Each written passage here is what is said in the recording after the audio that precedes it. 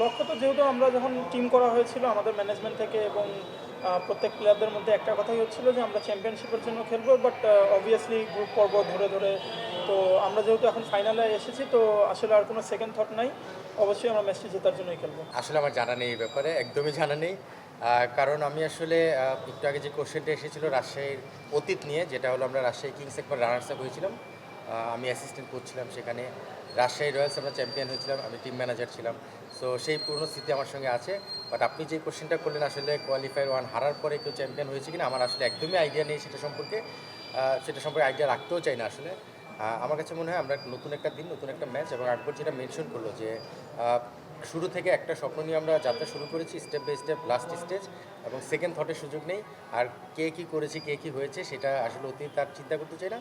নতুন দিন, নতুনভাবে একটা ম্যাচ খেলতে চাই। স্বাভাবিকভাবে চ্যাম্পিয়নশিপের যে লক্ষ্য, সেই দিনটা সামনে ট্রফি উঁচিয়ে উন্মোচন করতে চাই। চিজি আইসক্রিমের সাথে ভেলভেটি কেকের মিশ্রণে পোলার রেড ভেলভেট আইসক্রিম, মন ভালো থাক। উইকেটের সম্পর্কে যদি বলেন, সিলেটে স্বাভাবিকভাবে আমরা যেরকম উইকেট প্রত্যাশা করি, আমি বলবো যে প্রত্যাশা 100% মিট না করলেও বেশ ভালো মতোই মিট করেছিল। স্বাভাবিকভাবে একটা ভেন্যুতে যখন আপনি 24টা ম্যাচ খেলবেন, সেটা উইকেটের কোয়ালিটি একটু ফল করবে, বাট সেটাও প্লেয়াররা মানিয়ে নিয়ে কিন্তু ভালো খেলার চেষ্টা করেছে, এবং সোফার খারাপ ছিল না আমি বলবো। তবে মিরপুরের যে বিষয়টা ছিল, মিরপুরে কিন্তু আমরা সবসময় একটা ডাউটের মধ্যে থাকি, এবারও তার ব্যতিক্রম না। তবে গতকালকে আমরা যে ম্যাচটা খেললাম, সেই উইকেটটা কিন্তু আপনি যদি দেখেন, এই উইকেটে কিন্তু এর আগের দিনও আমরা দেখেছি দুটো 100 হয়েছিল। গতকালকের ম্যাচও কিন্তু যথেষ্ট ভালো উইকেটই মনে হয়েছে, এবং ফাইটিং স্কোরই ছিল 160+। স্বাভাবিকভাবেই আগামীকালকে নতুন একটা উইকেটে খেলা হবে, আমি যতটুকু জানি একদম ফ্রেশ উইকেট। সো আশা করছি যে গতকালকের উইকেটটা যেমন ছিল, বা যেই ধরনের উইকেট আমরা দেখেছি ওই ম্যাচগুলো যেখানে 100 হয়েছে, সেখানে ওই ধরনের একটা উইকেটই প্রত্যাশা করছি। এবং সোফার ঘাসও মনে হয় একটু কম থাকবে, যেখানে সবার জন্যই চ্যালেঞ্জটা থাকবে, এবং স্পোর্টিং উইকেট যেটা আমরা বলি যে টি20 ক্রিকেটে অ্যারাউন্ড 180-200-এর খেলা হয়। ফাইনালটা নিশ্চিতভাবে দর্শকরাও সেটাই চাচ্ছে, আমাদের ক্রিকেট বোর্ডও চাচ্ছে, আমরা অপেক্ষা করছি সেই ধরনের একটা উইকেটের জন্য। না দেখুন, অ্যাজ এ প্লেয়ার প্রত্যেকটা প্লেয়ারই ম্যাচ খেলতে চায়। আপনি আমার কথা বলেন, আমি ম্যাচ খেলতে চাই। স্যার যখন প্লেয়ার ছিল আমি শিওর স্যারও প্রত্যেকটা ম্যাচই খেলতে চাইতো। বাট আপনি যখন একটা টিমে ঢুকে যাবেন, আমার মনে হয় যে টিমের কনসার্নটাই সবথেকে বড় কনসার্ন হয়ে থাকে, এবং আমি শিওর আমাদের টিম ম্যানেজমেন্ট যেগুলো ডিসিশন নিচ্ছে প্রত্যেকের সাথে খুবই ওয়েল কমিউনিকেশন হচ্ছে। কে কেন খেলছে, কি রোলে খেলছে, অথবা কেউ খেলতে না পারলে কেন খেলতে পারছে না, লজিকটা কি, এগুলো সব প্লেয়ারকে ক্লিয়ার করে দিচ্ছে। তো আমার মনে হয় যে ওই জায়গা থেকে খুব ভালো একটা পরিবেশ আছে টিমের মধ্যে। যেটা বললেন যে মন মানসিকতা খারাপ আছে কি না, আমি বলবো যে না, যখন আপনি ম্যাচ খেলবেন না তখন একটু খারাপ লাগবে, বাট টিমের কনসার্নে অথবা গ্রেটার কনসার্নে যেহেতু টিমের পরিবেশটা খুব ভালো আছে, সবাই খুব ভালোভাবে এটাকে অ্যাডজাস্ট করে নিচ্ছে। কোয়েশ্চেনটা কার কাছে? বলো, তুমি আগে বলো।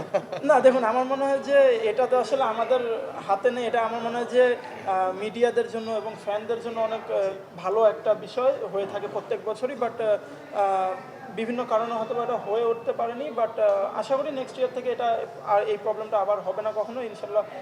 দর্শকরা এবং মিডিয়া যেভাবে সবসময় এটাকে এক্সপোজার দেয়, আমার মনে হয় যে এটা নেক্সট ইয়ার থেকে থাকবে। বাট যেহেতু হয়নি, এটা আসলে আমাদের কন্ট্রোলে কিছু নেই, এটা ক্রিকেট বোর্ড ভালো বলতে পারবে।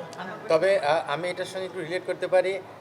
যেটা বলেছে আকবর পুরোটাই কভার করেছে, তার সঙ্গে একটু অ্যাড করতে পারি যে যেটা হয়নি সেটা পাস্ট, বাট কি হতে পারে, সেই হতে পারার একটা সম্ভাবনা কালকে আছে। সেটার অপেক্ষায় আমরা আছি, এবং আমি শিওর যে কালকে সেই অপেক্ষাটা শেষ হবে, এবং নিশ্চিতভাবে একটা সুন্দর ট্রফি বা ভালো কিছু পাওয়ার জন্য অনেক সময় অপেক্ষা করতে হয়। সেই অপেক্ষাটা মনে কালকে শেষ হবে। সেটা ট্রফি শুধু প্লেয়ারদের হাতে না, তার প্লেয়ারদের হাতে যাওয়ার আগে বা টিমের হাতে যাওয়ার আগেও মনে একটা চমক থাকতে পারে। সেটা কালকে আপনারা দেখতে পাবেন। এখানে একটা বিষয় আপনি দেখবেন, কেন যেই ধরনের প্লেয়ার, আমি কিন্তু গতকালকেও আফটার ম্যাচ প্রেস মিটে বলেছিলাম যে আমরা যখন মিরপুরে খেলাটা চলে এসেছে, এবং মিরপুরের উইকেটটা আমরা যখন দেখলাম যে একটু ট্রিকি উইকেটে খেলা হচ্ছে, এই ধরনের উইকেটে সাধারণত 150-160 স্কোরের যখন খেলা হয়, তখন কেইনের মতো প্লেয়ার খুব ইম্পর্টেন্ট রোল প্লে করতে পারে। প্রিভিয়াসলি আমরা সব সারা ওয়ার্ল্ডেই যখন সে খেলেছে আমরা দেখেছি। সো সেই জায়গা থেকে যখন অপরচুনিটি এসেছে এই ধরনের একজন প্লেয়ারকে টিমে ইনক্লুড করা, আমরাও লাকি যে সাউথ আফ্রিকা তার দলটা কোয়ালিফাই করতে পারেনি। সেখান থেকে তার বিদেশের প্ল্যানটা আসে, এবং নিশাম থাকাতে কাজটা অনেক সহজ হয়েছে। নর্মালি একটা এজেন্টের থ্রু হয়ে যেতে অনেক সময় লেগে যায়, প্রসেসে সময় লাগে। যেহেতু নিশাম ছিল, স্বাভাবিকভাবেই কেনের সঙ্গে আমরা ডিরেক্ট কমিউনিকেশন করতে পেরেছি। সো সব কিছু মিলে হয় না যে খাপে খাপে মিলে যায়, ব্যাপারটা ওইরকম যে আমাদের এই ধরনের একজন প্লেয়ার দরকার ছিল, এবং তার টিমও কোয়ালিফাই করতে পারেনি এসেতে। পাশাপাশি নিশাম আমাদের দলে ইনক্লুড ছিল, সব কিছু মিলে আসলে ওই জায়গাটা ক্লিক করে করেছে। হ্যাঁ, নিশাম আসাতে নিশ্চিতভাবে আমাদের দলের ভারসাম্যটা বেড়েছে। এবং সঙ্গে একটা জিনিস অ্যাড করি, আপনি দেখবেন টি-20 ক্রিকেটের টপ অর্ডার থেকে আমরা যখন ভালো খেলছিলাম আমাদের দল কিন্তু ভালো মতোই ম্যাচ জিতে যাচ্ছিল। আপনি দেখবেন শান্ত মুশফিক যখন উপরে রান করেছে, ওয়াসিম খেলেছে, ফারহান কিছু ম্যাচ রান করেছে, তামিম করেছে, যখনই তারা ফেল করছে তখন আমরা স্ট্রাগল করছি। কালকে যখন সেই সিচুয়েশনটা এসেছে, কেন কিন্তু তার রোলটা প্লে করেছে। সো ওই সব ওভারঅল চিন্তাভাবনা করি টপ অর্ডার একজন এই ধরনের প্লেয়ারকে নিয়ে আমরা চিন্তা করেছি এবং সেটা মিলে গেছে। আমি আসলে সবসময় একটা কথা বলি, আমি একা আসলে ডিসিশন মেক করি না। এখানে আমাদের ক্যাপ্টেন আছে, আমাদের টিম ওনার আছে, আরও কিছু মানুষ এখানে ইনভলভ আছে যাদের সঙ্গে মিলেই কিন্তু আমরা প্ল্যানটা করি। সো সাকসেস পেলে যেমন আমি একা ক্রেডিট দিব না, ঠিক ফেলিওর হলেও কিন্তু আমার একার উপর দায় আসবে না, দায়টা আমাদের পুরো দলের উপরই যায়। সো বিষয়টা হচ্ছে আমরা একটা দল হিসেবেই সবসময় প্ল্যানিং করি। কিছু কোর মেম্বার আছে যারা এই ডিসিশন মেকিংগুলোতে থাকে, আমি তার মধ্যে একজন। সো আমি একমাত্র না, আমি তার মধ্যে একজন। সো যদি সাকসেস পাই সেটা ক্রেডিট যেমন সবাই মিলে নেই, ঠিক একইভাবে ফেল করলেও সেই দোষটা শুধু আমার কাঁধে আসবে না, সবাইকে নিয়েই সেটা বোঝাটা নিতে হবে। একটু আগে আকবর কিন্তু চমৎকার বলেছে, কারণ সে নিজে প্লেয়ার, সে ভালো বোঝে প্লেয়ারদের ভিতরের অবস্থানটা। আমি অনেক আগে খেলা ছেড়েছি। প্লেয়াররা কিন্তু এই টিমের মধ্যে সবচেয়ে বড় যে স্ট্রেংথ সেটা হলো প্রতিটা প্লেয়ার টিমম্যান হিসেবে চিন্তা করছে।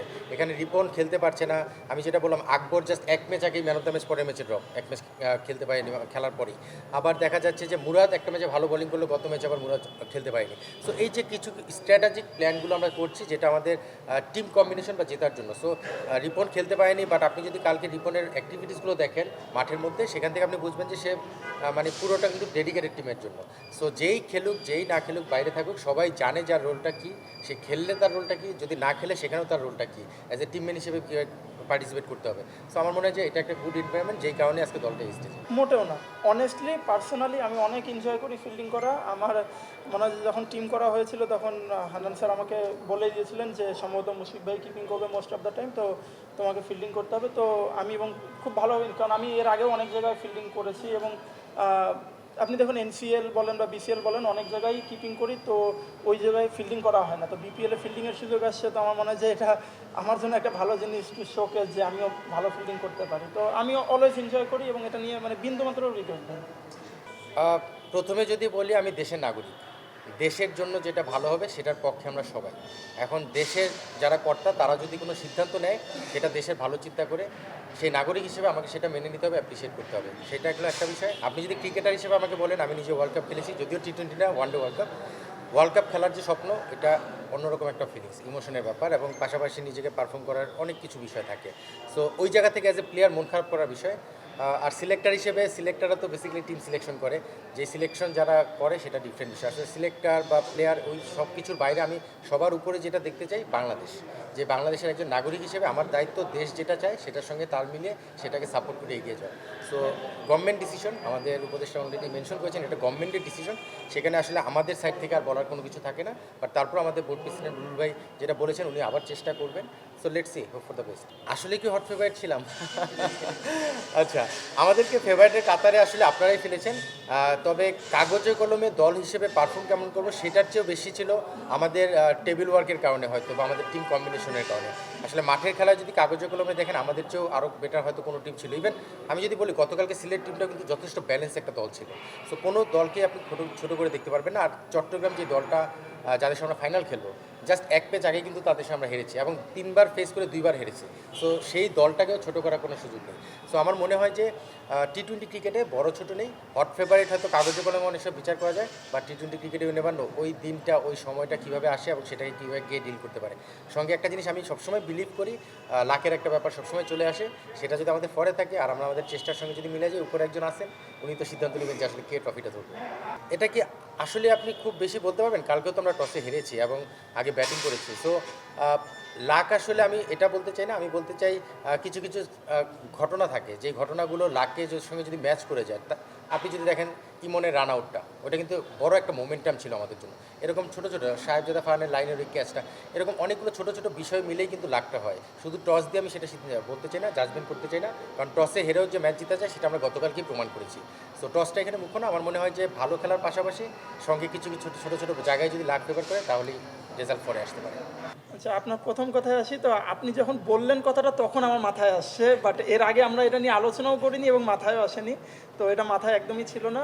আর ন্যাশনাল টিমের যদি বলেন যে দেখুন, অ্যাজ এ প্লেয়ার আসলে কাজটা হলো ভালো খেলা, ভালো খেলা ট্রাই করা এবং ওই ভালো খেলার জন্য যেটা যেটা প্র্যাকটিসে করা সেটা করা। তো আমার মনে হয় যে আমি সেটা করছি, ইনশাল্লাহ দেখা যাক, সুযোগ যদি আসে ইনশাল্লাহ রেডি থাকবো। আমার মনে হয় যে আমি প্রিপেয়ার আছি এবং আরও কিছু অবশ্যই অ্যাজ এ প্লেয়ার প্রত্যেকটা প্লেয়ারেরই উন্নতির জায়গা থাকে, আমারও অবশ্যই উন্নতির জায়গা আছে। তো ল্যাকিংসগুলো যেগুলো আছে সেগুলো নিয়ে কাজ করার চেষ্টা করছি এবং এটা চলমান থাকবে ইনশাল্লাহ। জার্নিটা কালকে বললে মনে হয় বেশি ভালো হতো, বাট আজকে একটু টাচ আপ করে যাই।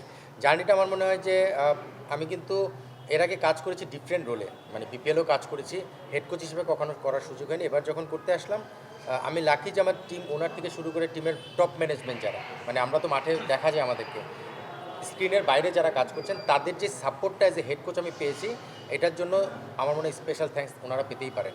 এবং আজকে আরেকটা আপনাদের এখানের মাধ্যমে আমি জানিয়ে দিতে পারি তাদের রেসপেক্টের জায়গাটা আরও কীভাবে তৈরি হয়েছে। আজকে আমাদের প্লেয়ারদের 100% পেমেন্ট ক্লিয়ার, মানে অলরেডি সবার অ্যাকাউন্টে টাকা চলে গেছে 100%। প্লেয়ার্স, টিম ম্যানেজমেন্ট, টিম বয়, মানে এভরিওয়ান। সো টিমের সঙ্গে যারা ইনভলভ ছিল আজকে ব্যাংকিং আওয়ারের মধ্যে সবার অ্যাকাউন্টে টাকা ট্রান্সফার হয়ে গেছে। বোনাসের যে বিষয়টা ছিল যেটা আপনারা অলরেডি জেনেছেন, সেই টাকাটা অলরেডি ম্যানেজারের রুমে আছে, আমি একটু পরে যে কাউন্ট করাতে ইনভলভ হবো। সো এই যে বিষয়গুলো, এগুলোই হলো টিমের রেজাল্টের সবচেয়ে বড় ভূমিকা। কারণ আসলে একদম টপ ম্যানেজমেন্ট যখন ভালো পথে থাকে, রাইট ট্র্যাকে থাকে, তখন বাকিরাও সেই রাইট ট্র্যাকেই থাকে। সো টপ ম্যানেজমেন্ট থেকে ওই সাপোর্টটা, এবং আমার মনে হয় যে আজকে এবারে এই জার্নিটা আলহামদুলিল্লাহ চমৎকার ছিল। চ্যাম্পিয়ন হই কি না হই সেটা তো কালকেই জানা যাবে, বাট চ্যাম্পিয়ন না হলেও আমরা মনে করি যে আমরা চ্যাম্পিয়ন।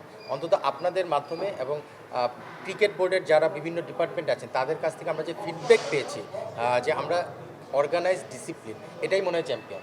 সো ট্রফি সবসময় চ্যাম্পিয়নশিপ এনে দেয় না, এই ধরনের কিছু কিছু মানে কমেন্টস বা আপনাদের যে রেসপন্স সেটার মাধ্যমে আমরা নিজেদেরকে চ্যাম্পিয়ন করতে পারি।